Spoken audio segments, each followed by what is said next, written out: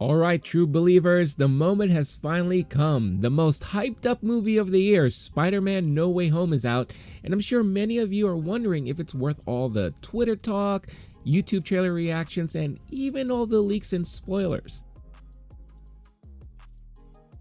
What the f? Well, I have one answer for you. Absolutely. This is a movie that ranks right up there with Avengers Endgame. I haven't experienced a more momentous movie-going experience since.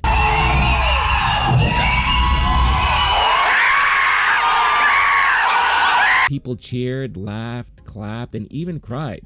It was just that type of movie. Perhaps it's a movie that we as a collective whole decided to converge upon to take our minds off things happening out there and really share our love of a teenage boy with amazing powers, going through a series of events that will forever solidify him as the ultimate version of Spider-Man that we have seen to date on the big screen, along with also forging his path moving forward into the next phase of movies, either be standalone or within the MCU. The stakes were really raised here, not only mainly because of what was foretold in the trailers that we all watched closely numerous times, but also due to many things that we weren't expecting that took us and Peter by surprise. The trailers only tell a fraction of what is to be expected and even offer quite a few misdirects that the ever-vigilant and attentive movie-going member would be shocked to see. It's a roller coaster ride of action, comedy, and drama, all rolled into one massive epic that should please not only the die-hard comic book and Spider-Man fan, but general audiences as well.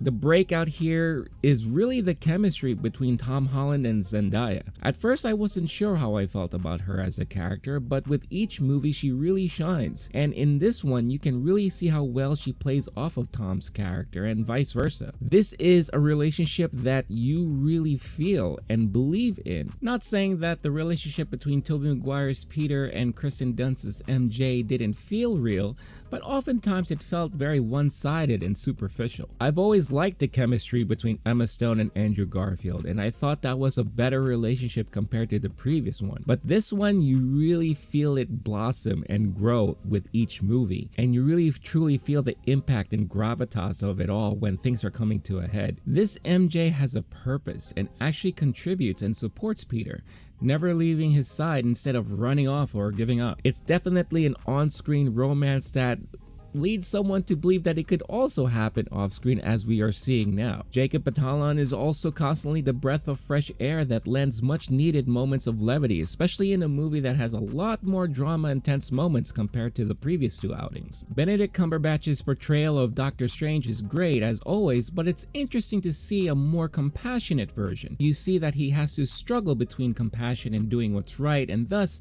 how the conflict between Peter occurs. See, we're dealing with probably the most compassionate Spider-Man that we have ever seen. His heart is really pure and he always thinks of others first above himself, which is not something that we got much of in the past. I would also be remiss if I didn't mention the brilliant acting of Willem Dafoe. His return as Norman Osborn was grand, and even though he retained some of the campiness that we grew used to in the Raimi Spider-Man, he was able to add more grit and evil this time around that made the character feel more menacing. Dare I say that he may be, in my opinion, the best on-screen Spider-Man villain that we have seen to date. Come at me. Yes, you have comedy and you do still feel like you're following high schoolers going through their growing pains, but soon you see that they're really all faced with having to grow up and mature to tackle what is needed based on the events that unfold in front of them. I know many of you would love to hear about or talk about spoilers, but I'm not gonna do that here. Stay tuned to the channel for more about all of that. However, I will say this: Spider-Man No Way Home ends in a way that has a long-lasting effect on not only Spider-Man,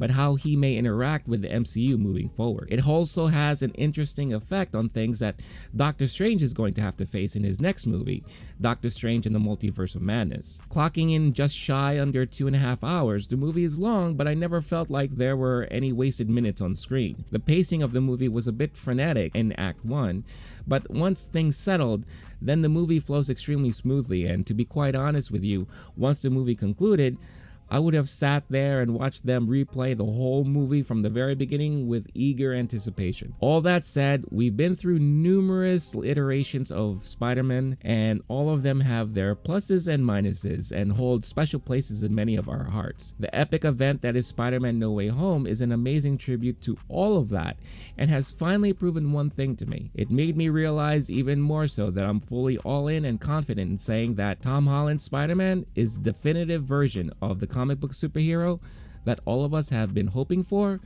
and deserve. Now, as always, it doesn't really matter what I think. What really truly matters is what all of you think. Have you had a chance to see Spider-Man No Way Home yet? Are you planning on watching it soon, or are you giving some time to wait until things settle down out there? Let me know in the comments. I would love to hear what all of you think, and let's have a great discussion about things, because there's definitely a lot to talk about in this movie. Thanks for watching, and I'll catch all of you guys next time.